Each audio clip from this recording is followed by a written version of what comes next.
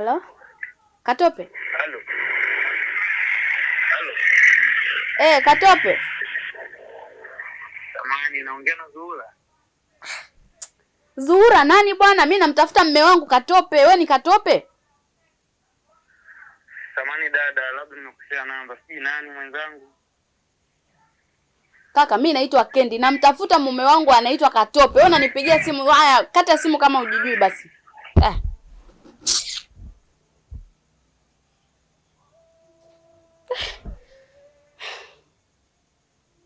Kwanza kwa nini nahangaika kiasi hiki? Utajua mwenyewe. Arudi asirudi. Alale huko huko.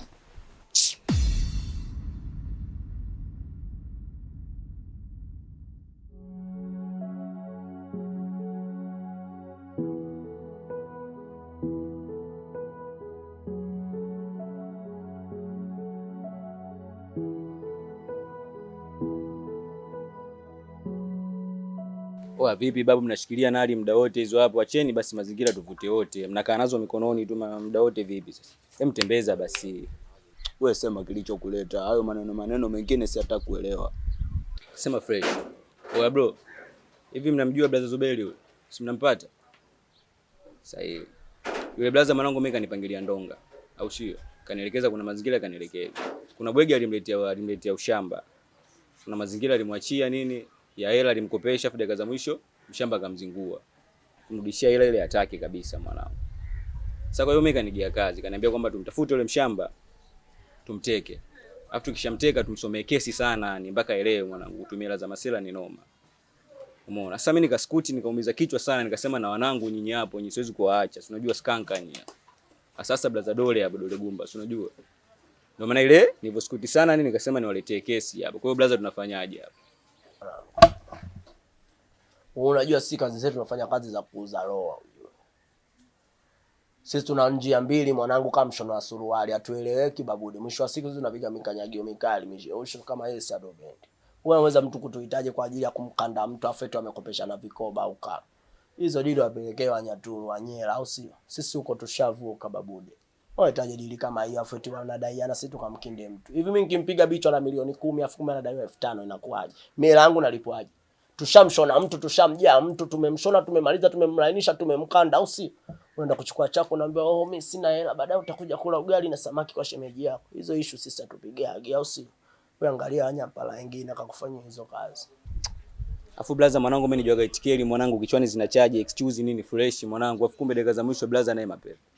Hivi mwanangu unaona raha kwenda kule chini kule makorongoni kule bondeni kufuata dawa au sio? Yaani mwanangu tokea hapo ushike kule chini kila siku uone kama ni noma.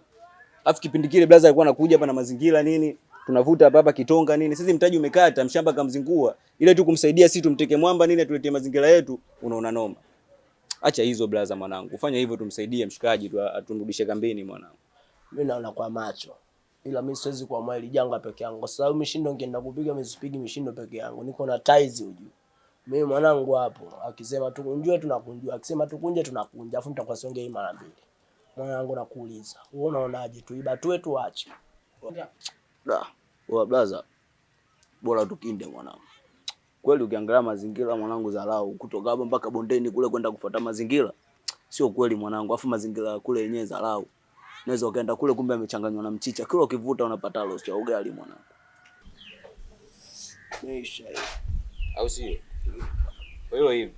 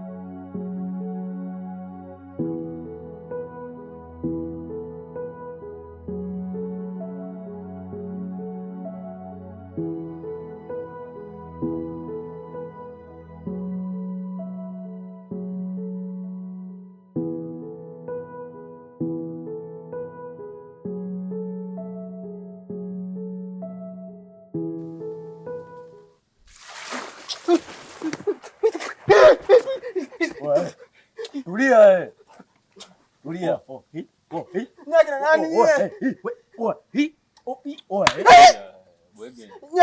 Wakina nani nyie? Tulia, unatakiwa ujue. Wauni watambi kuchamba kusota, tulia. Mwisho mogalini mshamba.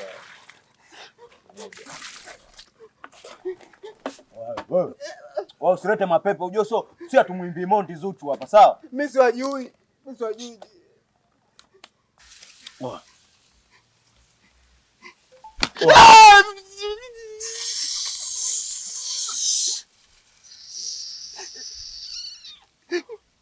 Nisikilize. Unavyokaa na wanaume vidali kama hawa, wewe unabadilisha jinsia yako mara moja. Kwa hiyo kuanzia sasa hivi wewe tunavyoongea, wewe ni mwanamke. Umenisikia? Wewe nini? Mimi mwanamke. Wewe nani? Mwanamke. Sasa sikia. Mimi naitwa Bandidu Dolegumba Mnyama. Mkojo wa chui, jasho la simba, mati ya nyoka, nyarutambuka marogo, alafu nyongo ya mamba. Wengine wananiita Bandidu Dolegumba. Unanielewa? Hapa umekuja kula kichapo na mateso mpaka utii sheria bila shoroti. Kwa sababu wewe haukutii sheria zetu mpaka ushurutishwe. Hapa tunakuja kukushurutisha na sheria usitii. Mimi binafsi nitakupiga ngumi zangu 270. Lakini ukitaka unikere, ni uanze kutoa sauti kabla sijaanza kufikia hata kwenye ngumi 170. Kwa hiyo nitakutandika ngumi nikianza kuingia 170, 172. Ndio natakiwa nisikie sauti yako.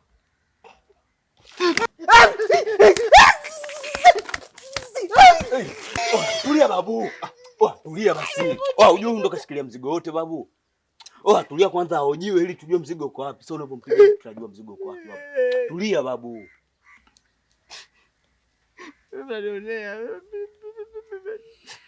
Somee kesi. Asikia wewe mshamba. Shazoea kulela za wanaume au sio? Sasa leo mwanangu sio, yani leo umeyatimba. Katika siku ambazo umeyatimba leo umeyatimba yani. Sasa hapo kausha usomee kesi. Au sio?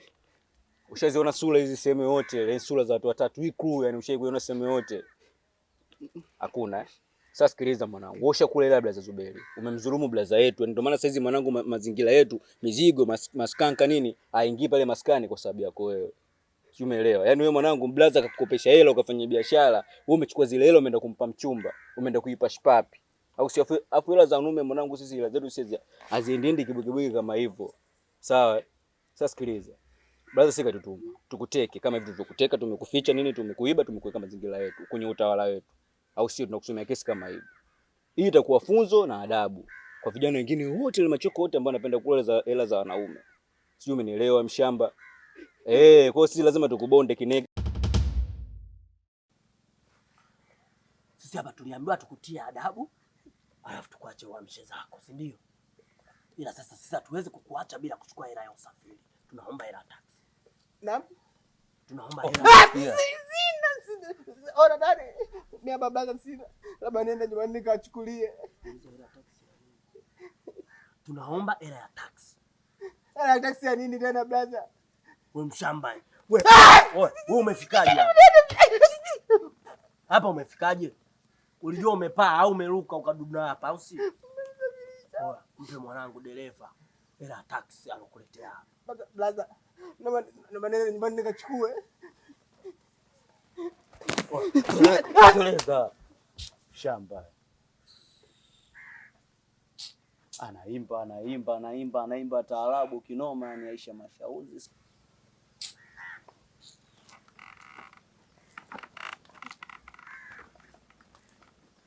Shamba wenginege ule. Wanangu kazi yenyewe imekuwa nyepesi kweli yani kazi ya ajabu kabisa. Hisi anafanya hata mangu mdogo. Au sio? Ndo kazi ndo mwanangu. Nyepesi kweli yani. Ndio sio wengine kuimba taarabu hatuwezi, tunapenda tufanye au sio?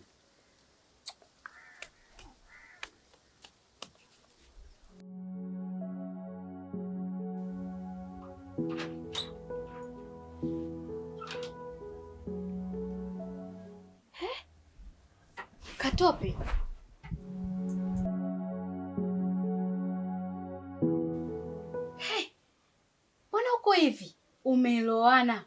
alafu t-shirt yako inaonekana chafu. Ulikuwa wapi? Na ulikuwa unafanya nini? Wewe acha tu mke wangu. Si unajua tena wanaume. Basi inatosha, kwa sababu najua hauna cha kuniambia zaidi, kwamba utaendelea kunipa uongo ule ule ambao nimeuzoea siku zote. Sawa? Mwanaume mwenye drama zake mjini. Jana umenirudia hapa saa 8 karibia saa 9. Leo umerudi saa hizi. Muda wote nimekaa hapa na kusubiri. Anyway, nisikuchoshe sana.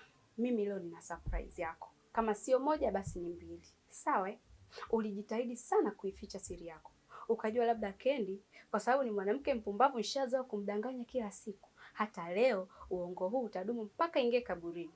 Basi kwa taarifa yako, Mwenyezi Mungu ameumbua. Na kama unakumbuka siku zile wakati tumekaa hapa kitandani, nilikuuliza una mpenzi? Ukasema sina. Haya, si nilikwambia kwamba ukweli hauchelewagi kudhihirika? Nimekufuatilia na nimegundua kwamba una mpenzi. Kwanza hongera, kwa sababu mwanamke mwenyewe ni kifaa. Yaani mimi mwenyewe nimempenda. Isiwe kesi. Sawa? Siwezi kugombana na kenzangu kila siku kwa sababu ya mwanaume mpumbavu. Mwanaume kwanza haujui kumhudumia mke, haujui majukumu yako ni yapi kama baba wa familia. Kwa hiyo nikaona basi tuachane kwa amani. Haiwezekani mimi na yeye kila siku tuelekezane jambo moja. Kwa hiyo uamuzi wako uliofanya wa kutafuta mwanamke mwingine ulikuwa mzuri sana. Hongera. Mke wangu, hilo swala wewe hata lisikuumize kichwa. Mimi mwanamke mwingine sina. Alafu na hilo Angel jina umelijuaje? Na wewe umejua vipi? Sikiliza mke wangu. Watu wengine wanakuja kuharibu ndoa za watu. Mimi nikuhakikishie sawa? Hayo masuala yaacha na wewe, niruhusu tu niingie bafuni nioge, alafu tukae hapa tuzungumze. Wewe siku zote hujaikuwa sawa Katope. Siku zote ambazo nimeishi na wewe haukuwa sawa. Basi naona unahisi mimi nacheza. Subiri basi nikuoneshe kwa picha. Maanake ninachoongea unaona mimi nacheza hapa, si ndio? Nakwambia mada ya mwanamke unaipotezea. Hamna shida. Je, kusaga bubu. Bubu gani baba? Huyo sio wewe. Huyo sio wewe.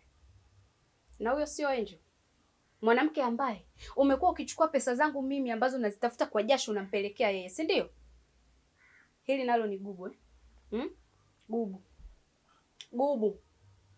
Basi samahani sana kwa gubu langu, lakini nataka tu nikuahidi kwamba gubu langu leo ndio mwisho, kwa sababu hivi unavyoniona nilikuwa tu nakusubiri ili uje nikuage, kutokana na kwamba hata kama ulikuwa mwanaume mpumbavu kwenye maisha yangu nisingeweza tu kufunga nyumba na kuondoka.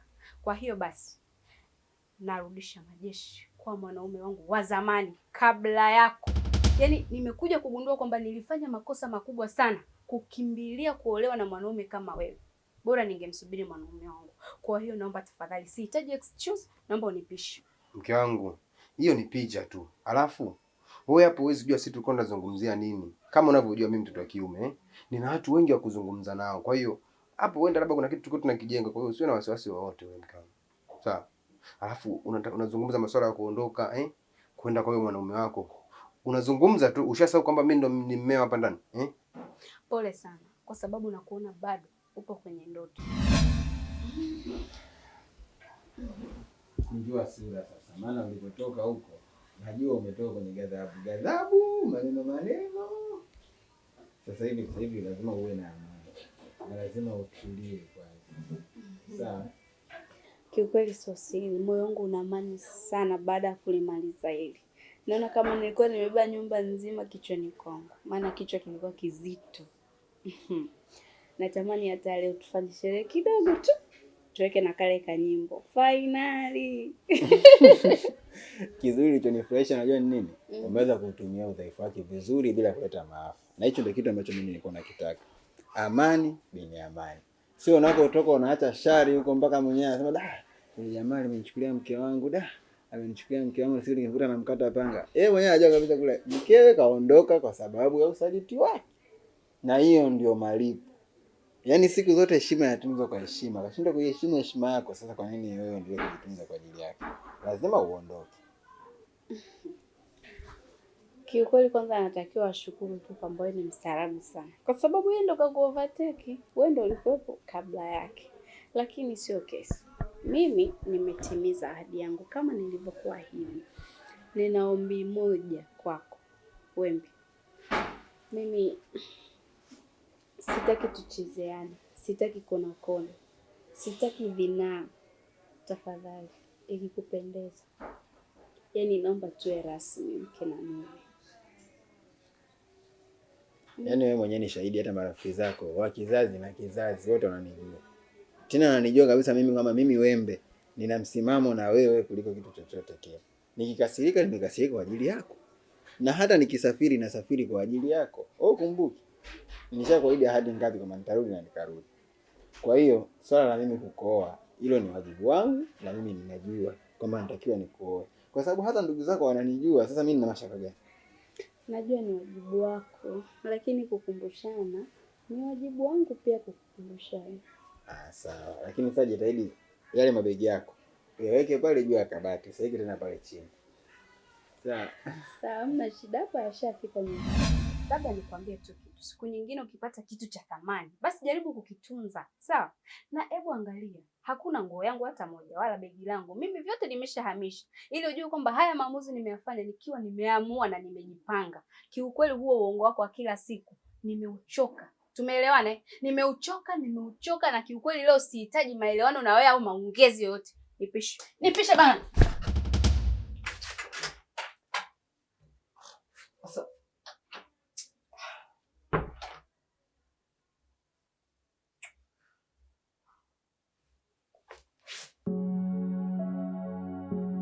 Ulivyoniambia siku ile kwamba unataka ukamfanye kitu kibaya ambacho atakikumbuka, mimi nilikuwa nahisi unanitania. Ila kama umeweza kufanya hivyo basi umemsaidia ni yeye. Unajua hapa duniani bwana, siku hizi kila mtu yuko busy na mambo yake. Yaani kila mtu anajali biashara zake. Sometimes mtu anaweza kumkuta hata mtu anakufa hapo akampita tu. Sometimes mtu anaweza kumkuta hata mtoto wa mtu kaanguka hapo ni kifafa akampita tu. Sometimes yani mtu anaweza kukuta una shida lakini bado mtu asikusaidia akakupita tu.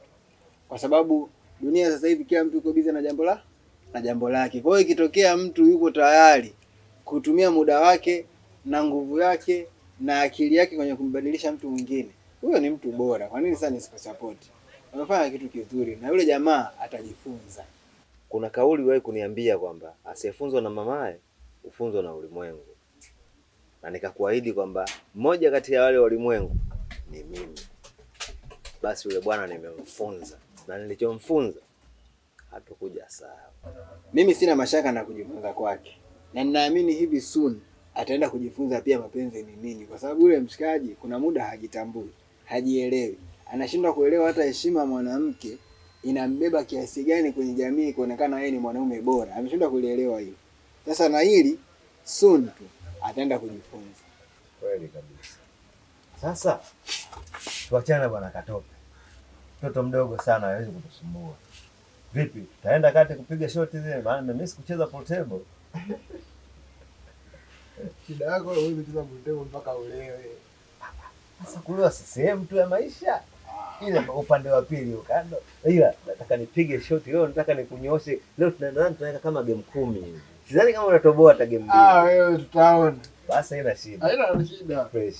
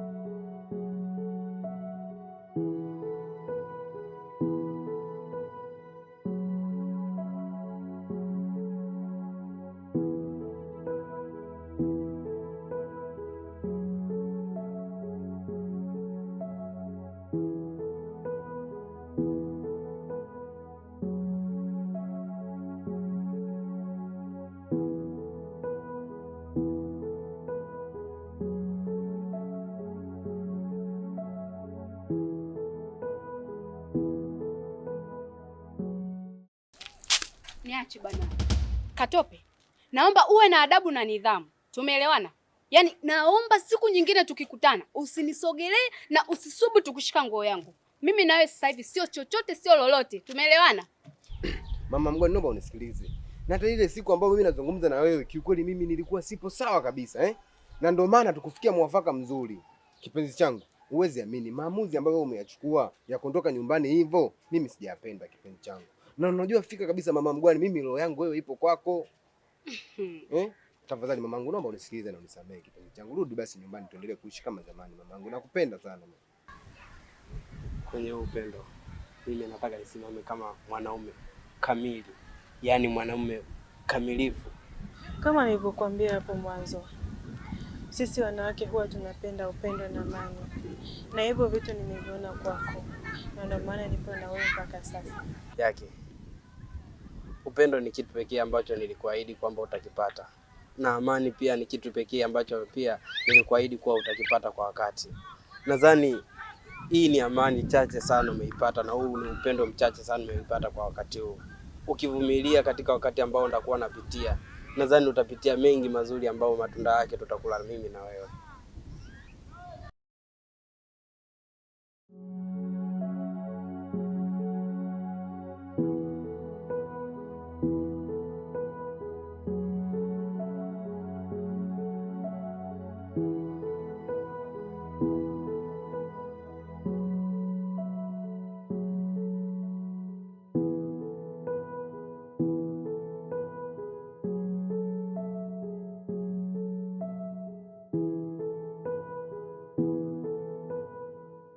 Nisikilize nikwambie kitu. Mimi sijakosea siku ile kuondoka kwako. Nilikosea siku ambayo nilikuchagua wewe kama mwanaume wangu. Tumeelewana vizuri? Kwa sababu nilikuvumilia kwenye makosa 99, lakini kosa hili moja tu ndio ambalo limenifanya mimi niondoke kwako. Katupi wewe, yani sijui nikuelezee vipi. Kiukweli ni kwamba wewe ni mwanaume ambaye hauna mfano wowote kwenye hii dunia. Nilikuuliza, una mwanamke unayemchiti naye ukasema hamna, si ndio? Nilianza kukufuatilia. Si ulimficha nje kwangu? Nilijua kwamba una mahusiano naye na ndio maana nimeondoka kwa ajili ili nikuache ukiwa na amani. Sawa? Kwa hiyo tafadhali popote mimi na tukikutana usiniguse. Sio kweli mamangu. Hebu basi kuwa na roho ya binadamu mamangu. Kuwa basi hata una umalaika. Unajua fika kabisa mimi bila wewe mimi siwezi kuishi Kendi. Mama Mgwani, basi nielewe tafadhali nakuomba mamangu. Mimi ukikubali hivi nitakufuria, nitakupikia mpaka kuogesha nitakuogesha tafadhali basi mamangu. Msamaha wako tunakuomba. Hivi naomba nikuulize swali. Hivi unavyozalilika hapa, unafurahia? Yaani unamuomba mwanamke ambaye ulikuwa naye ndani, lakini umeshindwa kumtunza na kumheshimu, sasa unampigia magoti barabarani. Umeona dunia ambapo jinsi inataka kufundisha? Nisikiliza nikwambie kitu. Wakati ule siku ile naondoka nyumbani kwako, nilikwambia kabisa kwamba kwa sasa nimeamua kufungua kurasa wangu mpya. Tumeelewana? Nilikuwa na mpenzi wangu wewe ulivyokuja ukamovatiki ukanioa, lakini nilishindwa kuipata furaha nyumbani kwako. Kwa hiyo kwa sasa mimi ni mke wa Wembe. Tumeelewana? Huyo Wembe, huyo. Mama Mgwani, Wembe si rafiki yangu yule mamangu. Mamangu basi tafadhali basi nirudi. Nakupenda bado. Sasa lakini mke wangu, kweli Wembe kweli mamangu. Umeona eti kwa nini usitafute mwanaume mwingine? Wewe ulivyoamua kwenda kutembea na rafiki yangu Jacqueline, ulikuwa hujaona wanawake wengine? Na tena kibaya zaidi kwenye dunia wanawake ni wengi kuliko wanaume. Sasa kwa nini uanze kutembea na rafiki yangu wewe mwenyewe? Kwa nini usianze kutafuta wanawake huko nje? Kwa hiyo tusipangiane maisha na tena wewe ndio umemovertake yule ndo alikuwa mwanaume wangu wa mwanzo. Kwa hiyo ndo nimerudisha majeshi, mimi sasa hivi ni shemeji yako. Tena popote ukiniona usinifuatilie mpumbavu.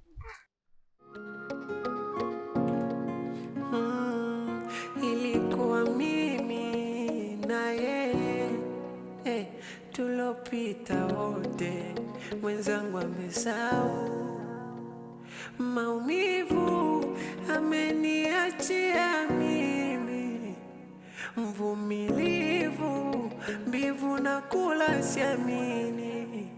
Haya ndo malipo ya upendo wangu kwako, ndo malipo ya busara zangu kwako. Kwani mimi nilipatwa na nini kukuamini? Yani umeenda. Kwani aloumba mapenzi ni nani? aje tujuane, nimueleze yaliyoko moyoni, kwa nini anichome. Huwa yaona machozi yanatiririka, na mimi siwezi, moyoni vidonda. Kama kupenda si